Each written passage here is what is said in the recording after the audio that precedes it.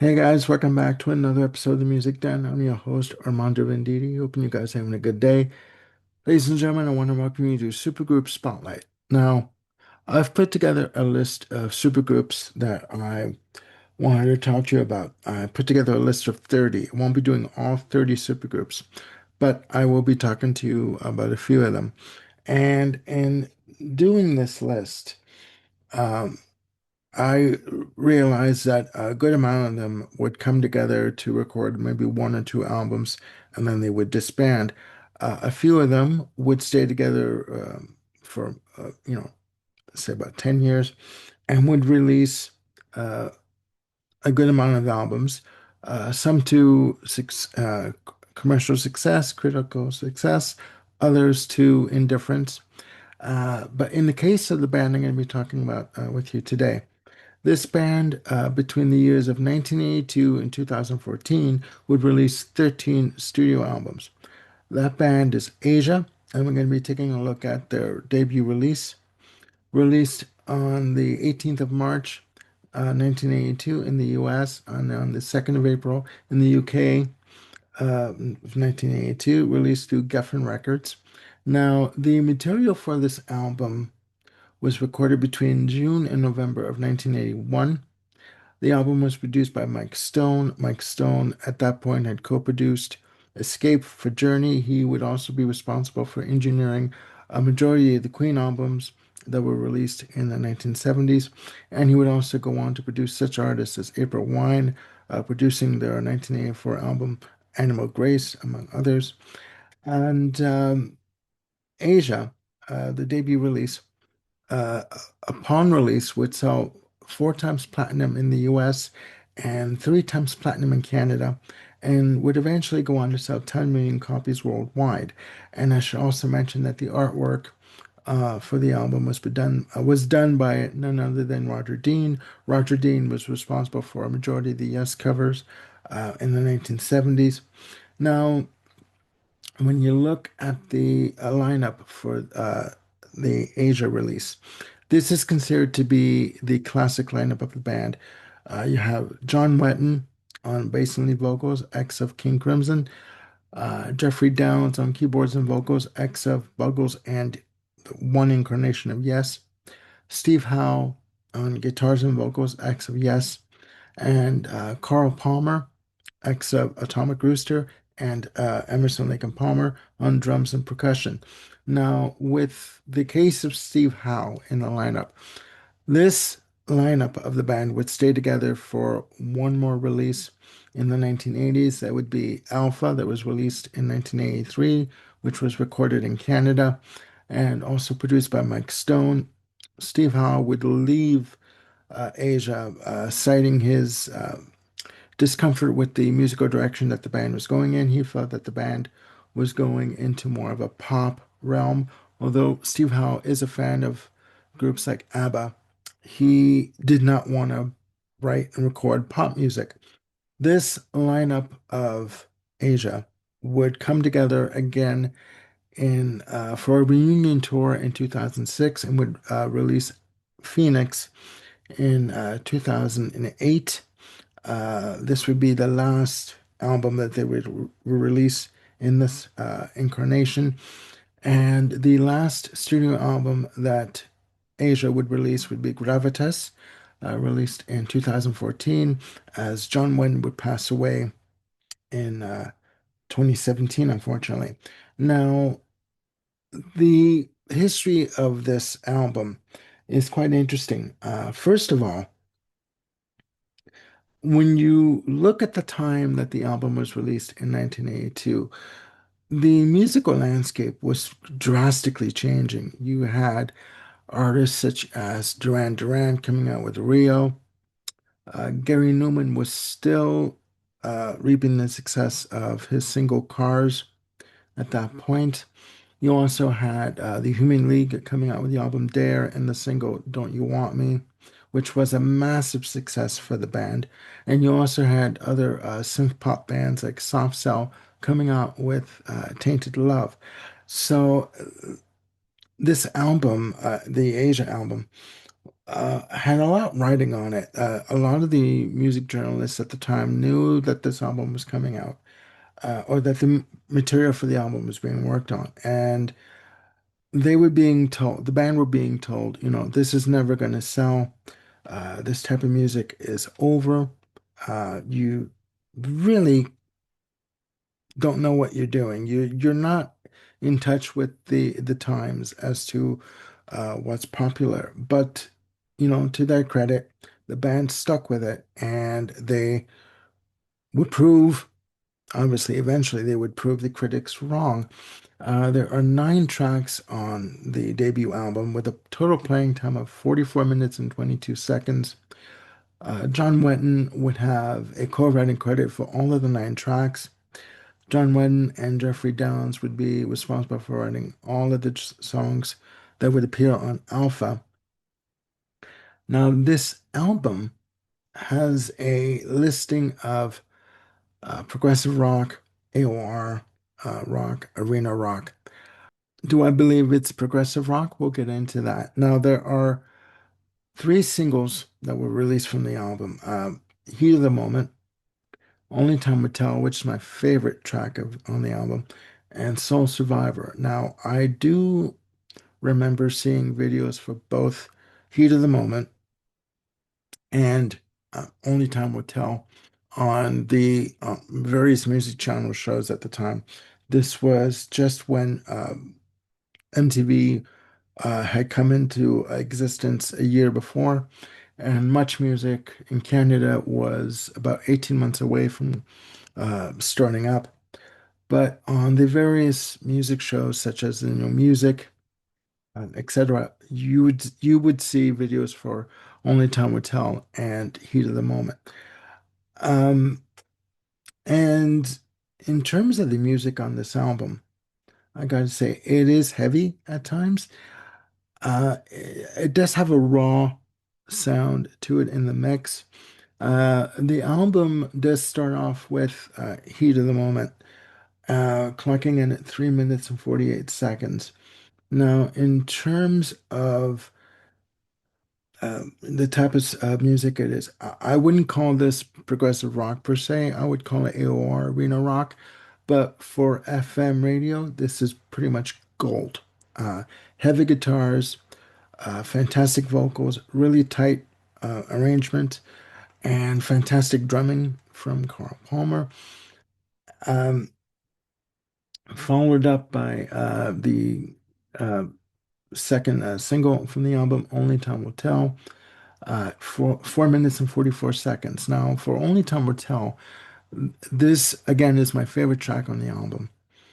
And it's got, for me, gold written all over it. This is a no-brainer for a single.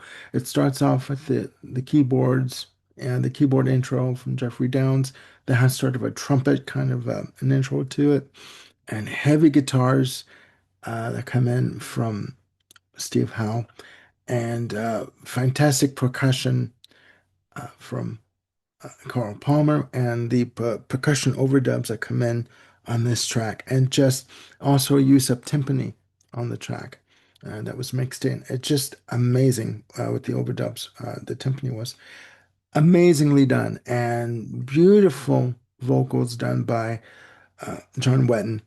Amazing, amazing. Again, these are the only 2 tracks I really do remember seeing videos for.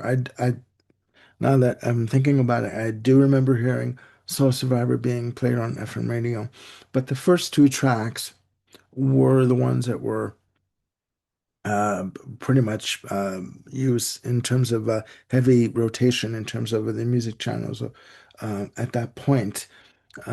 Soul Survivor is a good rock track. Is it progressive rock? We'll get to that. Up next, you have One Step Closer. Again, good rock track. For me, it's not memorable.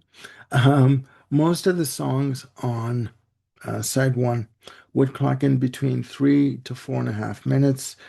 Um, the side ends with Time Again. It's the one track that is credited to all members of the band. Uh, yeah, again, and I do remember reading that it was the first piece that was written for the project. John Wynn's vocals on this album are amazing, and he does some fantastic bass work. Side two starts off with Wildest Dreams. All the songs on side two do clock in around the 5 minute plus mark. The longest track is 5 minutes and 42 seconds. Wildest Dreams, good thumping bass that comes in on the intro, and good synth stabs, kind of like horn stabs that come in with the thumping bass. And lyrically, Wildest Dreams has more of sociological theme that's running through it. You know, events on the news, societal issues about war and about, uh, people in government and what they'll do to get whatever they want, in terms of greed, etc. Good song, good song. Up next is Without You, another co-write with Wetton, and this time Steve Howe, 5 minutes and 4 seconds.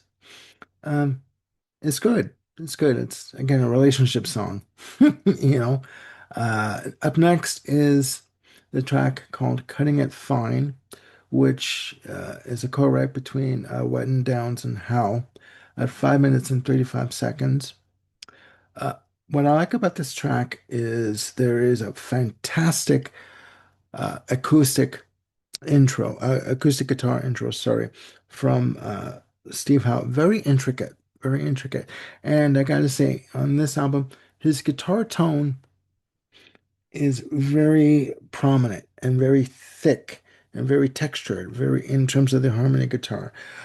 What I do like about the playing between Downs and Howe is they would tend to twin their lines together, the melody lines together. So in doing so, you kind of, well, not kind of, but you build up a lot of texture and a lot of meat on the bone in terms of harmony parts. And they would do that a lot on this album. The last track on the album, Here Comes the Feeling, co-written by Wetton and Howe, is a re-recording of a song written by Wetton, originally given to the French progressive rock band Atoll, which would appear on their album Rock Puzzle in 1979. Now, the original version of Here Comes the Feeling would appear on Atoll's 1993 reissue of the album Rock Puzzle. And yeah, this track, in terms of an album closer, it's pretty good. It's another relationship track, very dense, very layered, multi-section, heavy drums and percussion that come in from Carl Palmer. Amazingly done, amazingly done. Um, is it my favorite song on the album? No. Actually, it's my brother's favorite song on this album. He was an Asia fanatic when this album came out. And yeah, that ends off the album. Now, in terms of again of success for this album, nobody knew what was going to happen with this album, not the band, not the press, or the record company or management. Uh, it was successful, again, eventually selling 10 million copies worldwide. Other people would say that the follow-up release, I know Bill Schuster has said that the follow-up release, Alpha, is his favorite album. Alpha, to some people, would be viewed as more of a pop-oriented album, more polished in its recording and sound overall. And Alpha would feature the hits Don't Cry and The Smile Has Left Your Eyes, which, ballad. And at the time, I mean, I could see why Steve Howe would want to leave Asia. Steve Howe would eventually turn up in the project GTR with the one-off release, for Aerostar Records. And the self-titled album of GTR would feature the hits and When the Heart Rules the Mind and The Hunter. GTR also featured Steve Hackett, ex of Genesis, who also had a successful solo career up to this point. GTR was short-lived. But again, getting back to Asia, yeah, this album did have an impact. And whenever I do hear Heat of the Moment or Only Time Will Tell, especially, I am brought back right to 1982. I am that 11-year-old kid again, just shy of 12, listening, hearing this and remembering the memories of that spring and into summer of 82. So, yeah, I guess you could say this album overall, on one level or another, did have an effect on me. So, there you have it, guys. First installment of Supergroup Spotlight. Please put down in the comments below, down there, what your opinion of this album is, your memories. Do you like this album? Do you like any of the Asia albums that came out after this? Or were you just stuck on the debut release? Or did you like Alpha? Please let me know your comments. And again, there are no right or wrong answers, just opinion. And I'm going to be bringing you just a handful of episodes featuring supergroups. I have two or three more that I want to do and I want to cover. So please, again, stay tuned for those, and do stay tuned for any of the episodes that we have coming up. There we have, I should say, in terms of episodes, we have a series coming up, Going for the One, where you have Bill Schuster, Jim Bricker, and Ken Cheshire are going to be discussing their 30 favorite debut albums. And that's going to be airing for the entire month of September. Filming for that is going to start very soon in a couple of weeks. I will be hosting the show, the series, I should say. So that's going to be fun. And I look forward to that. And we always seem to have a good time when we do uh, these series based episodes. So, anyways, have a good day, guys. Please look after yourselves and one another, and click like and subscribe and hit the notification bell. Again, to keep yourselves on top of any new content we've got coming up. And I will see you soon with more episodes. Bye for now.